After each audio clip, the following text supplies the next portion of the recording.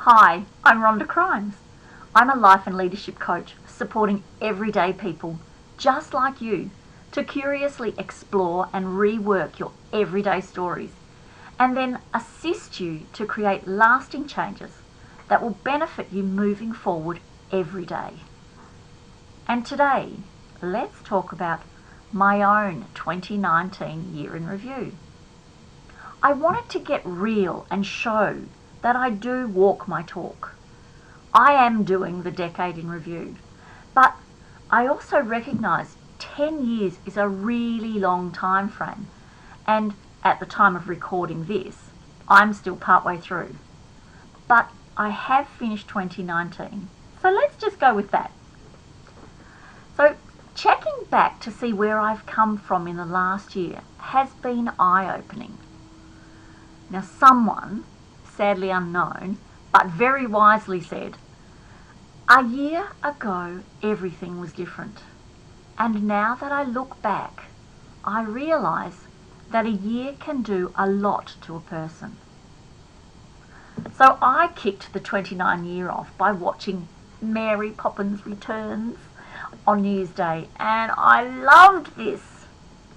It had all the magic of the original, and it was a fun frolic of the bank's children's progress. The start of the new year was great, and I was really looking forward to my UK adventure that was due to commence on the 25th of January. So I'd applied for about 3 weeks annual leave, and by the 7th of January it still hadn't been approved. I wasn't particularly worried, but it was drawing closer, and I called HR to find out what was going on. I'd already chased it up a couple of times, but the company I worked for didn't move on anything quickly unless it was a disaster, and there seemed to be a lot of them.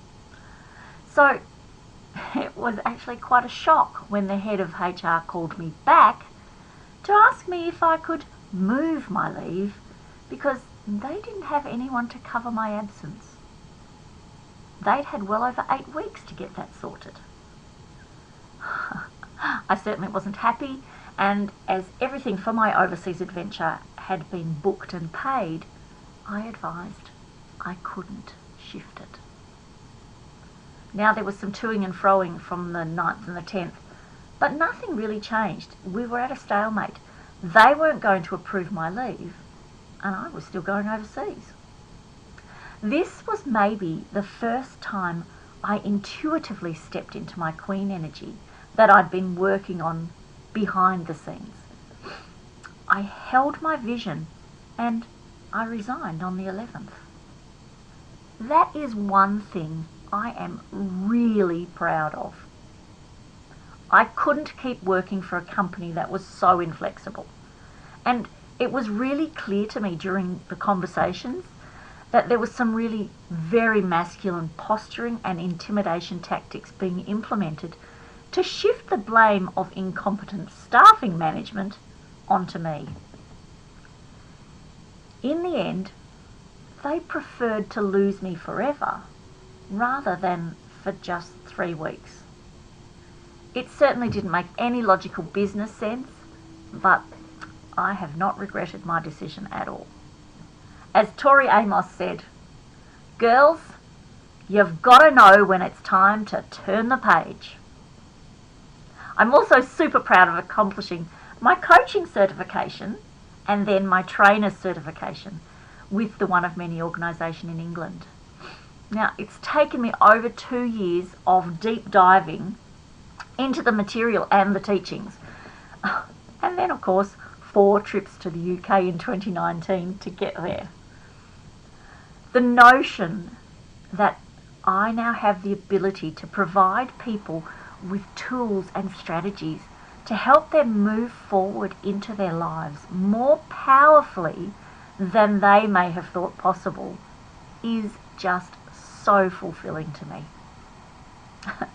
It hasn't been an easy road to stay on, financially, energetically, emotionally and intellectually, and it has stretched me much more than anything else I've done in my life. But with the benefit of 2020 hindsight, it was worth every moment. I'm proud of having the courage to make my first overseas trip on my own in January. Like most things, it was scarier thinking about it than actually doing it. That first walk through inside the Paris International Airport on my own, not knowing where to go, what to expect, had me on high alert. Luckily, the gypsy found me and took me to my accommodation. That's a story for another time. But that trip was the first time in my life I haven't had to consider anyone else for anything. I totally recommend that experience. To do what you want when you want, to trust your intuition, to have faith in your own decisions. Wow, that is empowering. So, a really big learning from last year was that I truly am an independent woman, but I still do like to be with my family.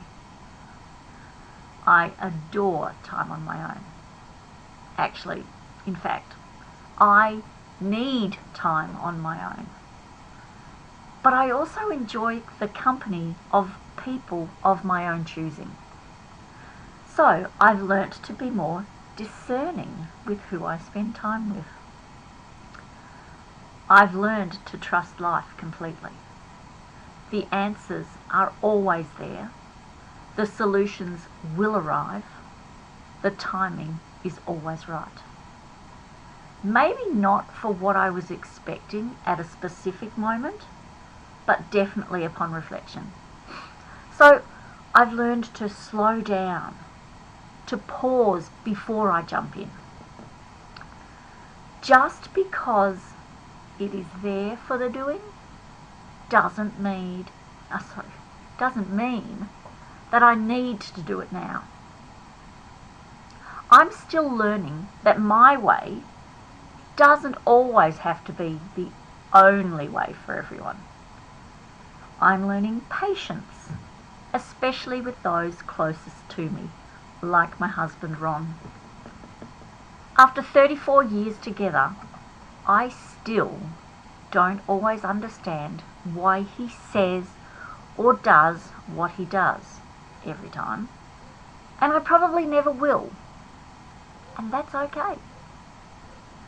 What we have now may not be the exact manifestation of what I imagined as a young girl reading my romance novels, or what Hollywood led me to believe over the years.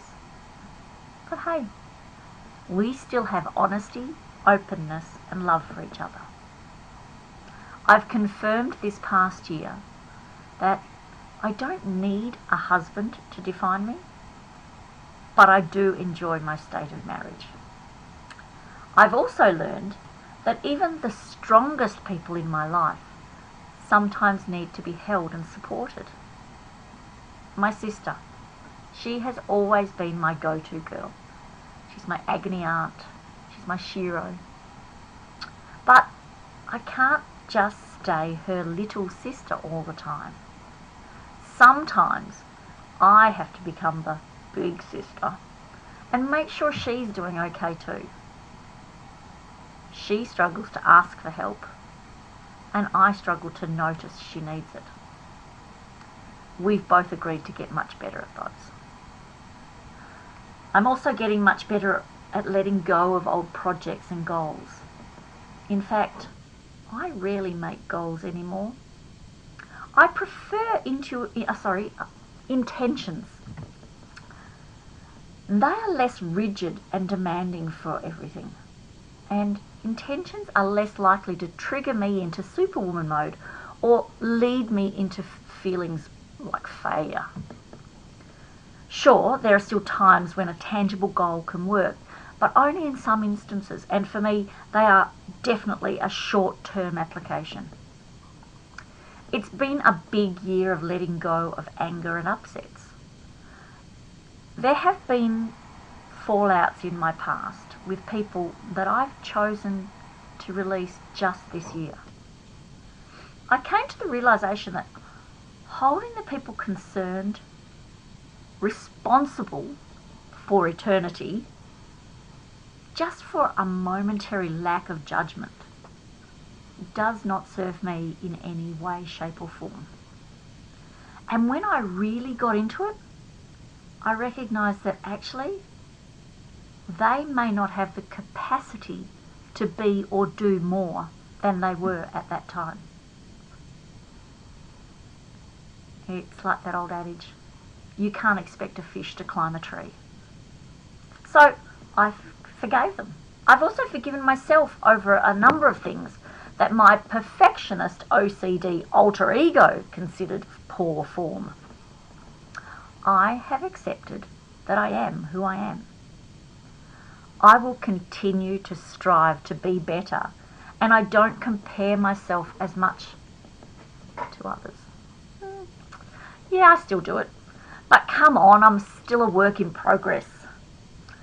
I can say in all honesty that I catch myself more quickly now than I did before, so that is progress.